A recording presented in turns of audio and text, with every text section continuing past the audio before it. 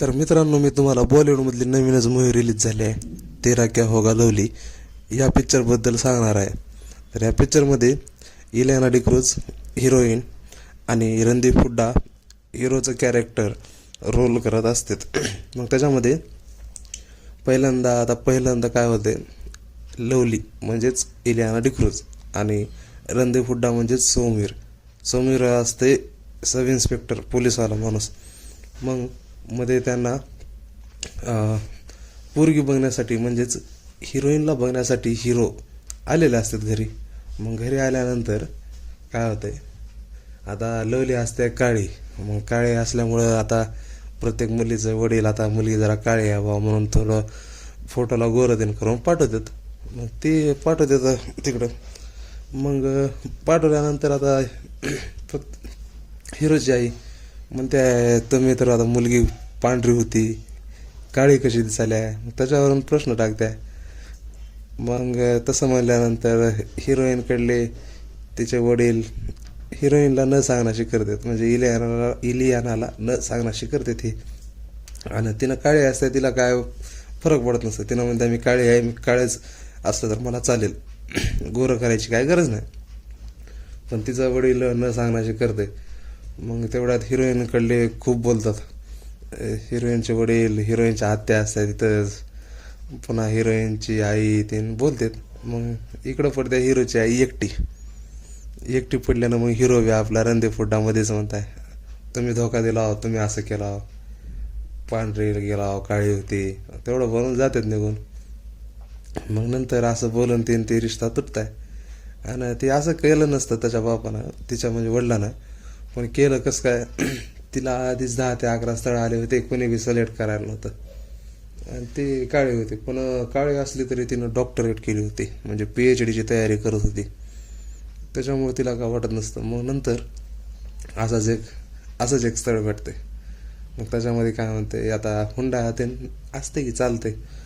मग ते पुढचं म्हणते हुंडा द्या. आता 11 लाख असते, पण पोरगी काळी असल्यानं डबल द्या म्हणते, 22 लाख, आणि लग्न बी तुम्हीच करा म्हणते. आता तिचा वडील म्हणते बरं करता म्हणते, भेटले तर म्हणते स्थळ, मग देतो म्हणते एवढं तीन देतो म्हणल्यास ती आवडणार लवलीला. मग लवलीला आवडलं नसल्यामुळं तिनं करता रिक्वेस्ट करू नका, तुमची कशाला सगळे पैसे ह्याच्यातच घालायला, आपल्याला का दुसरं भेटणार का, असं ते म्हणते. मग तिचं वडील ऐकत नाही. मग हो म्हणते. मग लग्नाची तयारी चालू असते जोरात, हळदी वगैरे असते.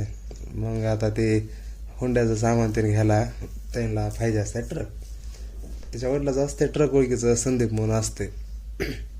पण त्याला एका ट्रकवाल्यानं चोरी करण्यासाठी काय केलेलं असते, दारू तीन पाजून त्याचा मोबाईल पाण्यात टाकून येते त्यानंच चोरी करण्यासाठी, आणि सगळं सामान घेऊन जाते. मग नंतर तिचा वडील येते संदीपला घेऊन, तर माझ्याचं सामान गायब.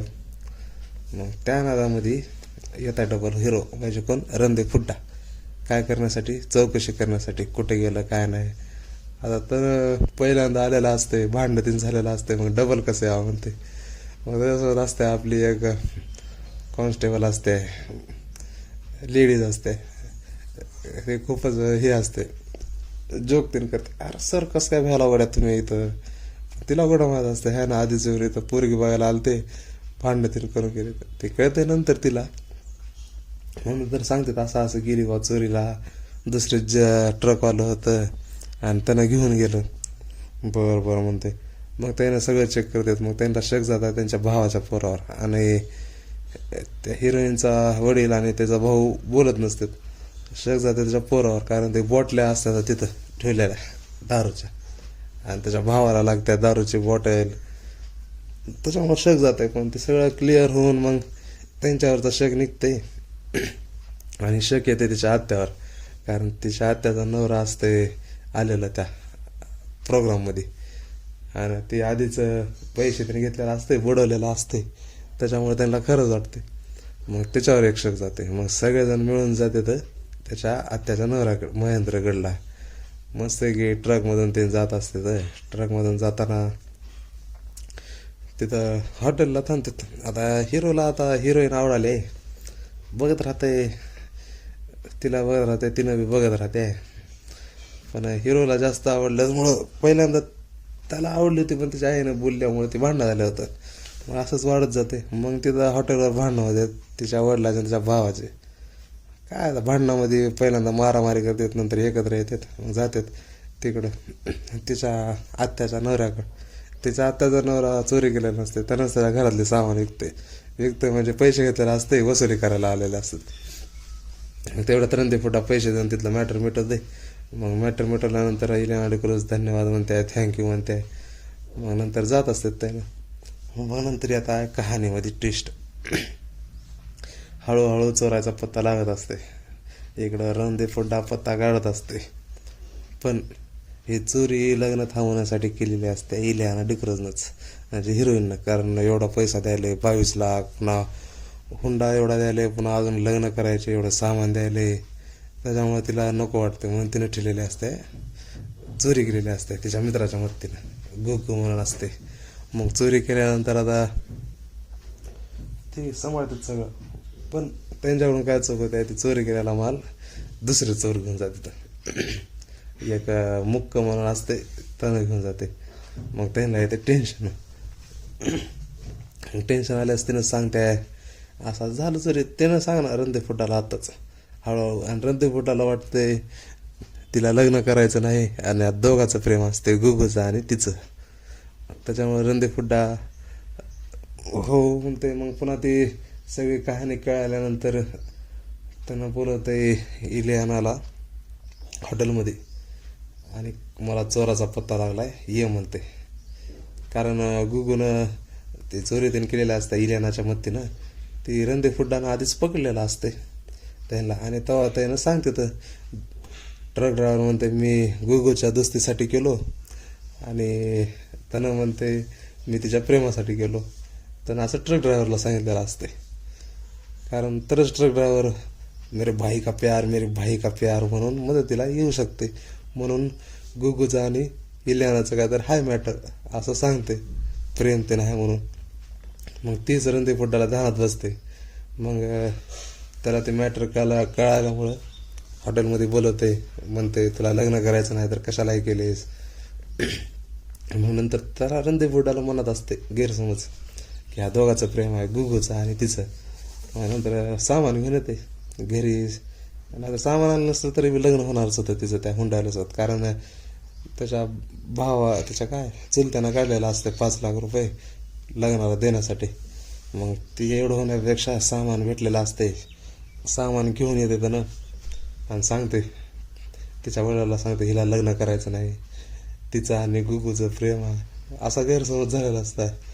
मग ती तिघजण जाऊन बोलतात असं तसं तुझं प्रेम आहे तर तुम्ही काय लग्न करणं झालं, हीच लास्ट चान्स असं म्हणते रणदीफुड्डा.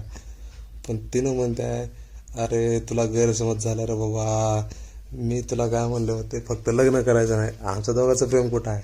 मग त्यानं म्हणते मला ट्रक ड्रायव्हरनं असंच सांगितलं. मग गुगू म्हणते ती त्याला चोरी करण्यासाठी मनवण्यासाठी म्हणलं होतं असं म्हणते. म्हणते मग गैरसमज झाला इकडे आपल्याला म्हणते. मग गैरसमज झाला आपल्याला म्हणल्यानं आता कसं मिटवा म्हणते. मग सांगते असं. मग तेवढ्यामध्ये हिरोची आई त्या मागे तिनं बघितलेलं असतं हॉटेलमध्ये त्या दोघाला.